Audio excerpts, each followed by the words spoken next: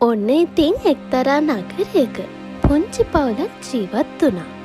ඒ පවුලේ හිටියේ අම්මයි තාත්තයි චූටිකුලුයි. මේ අම්මගේ තාත්තගේ දෙන්නගෙම ඇස් පෙනුනේ නැහැ.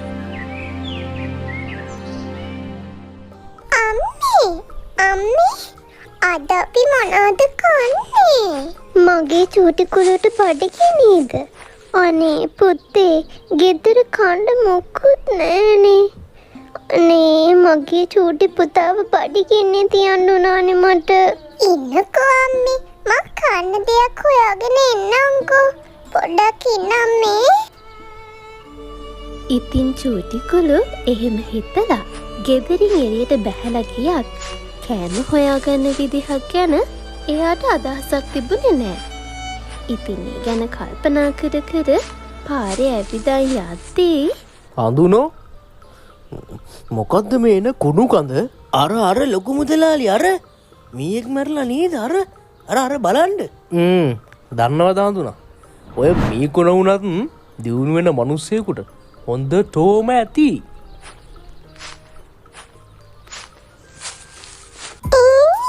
මේ කුණෙන් කොහමද බඩේ පෝසත් වෙන්නේ? ඒ මාමා කියනවා වගේ බලමුකෝ. මේ කියන කතාව ඇත්තද කියලා. ඉතින් චූටිකුලු මීකුණත් අරගෙන මේ ගැන කල්පනා කර කර ඉස්සරහට ඇවිදගෙන ගියා.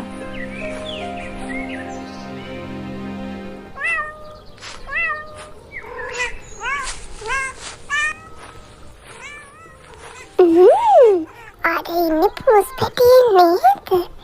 එයාගේ අයිතිකාරයක් ඉන්නවා වගේ.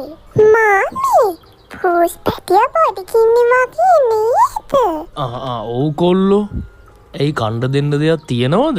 ඔව් මාමී මල් ළඟ තියෙනවා පෝස් පැටියට දෙන්න රස කෑමක්. මට රුපියල් 50ක් දුන්නා නම් හොඳටම ඇති. මෙන්න කොළු රුපියල් 50 ගත්තනම්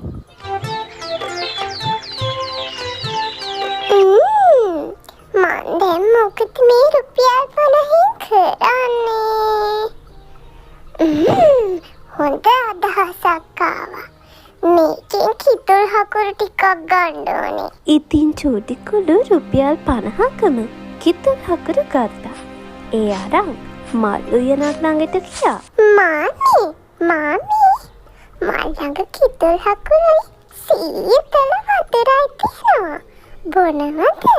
මහන්සිත් ඇතිනේ. එහෙමද? දෙන්නකෝ බලන්න.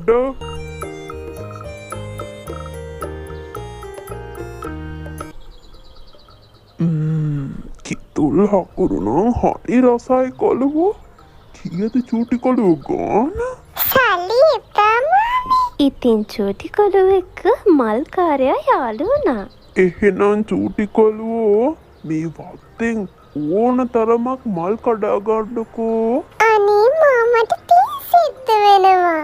ඉතින් චූටිකුලු මල් උයනෙන් මල් කඩාගෙන ගිහින් විකුණලා රුපියල් 5000ක්ම හොයාගත්තා. චූටි කොළුවෝ දැසියා යන තැන දිනනවා. අම්මගේ තාත්තගේ ලෝකෙ එකම වීරයා. අම්මේ මං ගෙදර ආවා. මෙන්න මං අම්මටයි තාත්තටයි කෑම ගෙනාවා. කොහෙන්ද චූටිකුලු මේ කෑම? මං සල්ලි හොයාගත්තා අම්මේ. ඉතින් චූටිකුලු අම්මට හැම විස්තරයක්ම කිව්වා.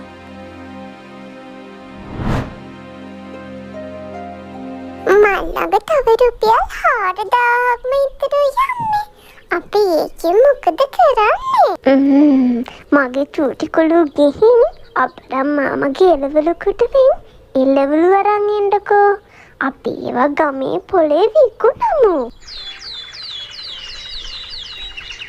ලාබයි එළවලු ලාබයි. කවුරුත් ගන්න එන්නෝ. ඉතින් චූටිකුලු මේ විදිහට කාලයක් එළවලු විකුණුවා. දැන් චූටිකුලුට එයාගේ මෙලවලු කඩයකුත් තියෙනවා. එදාට මාමා මැරිච්ච මීයා ගැන කිව්ව නිසායි අද මම මේ විදිහට පෝසත් උනේ. යන්න මාමා බලන්න.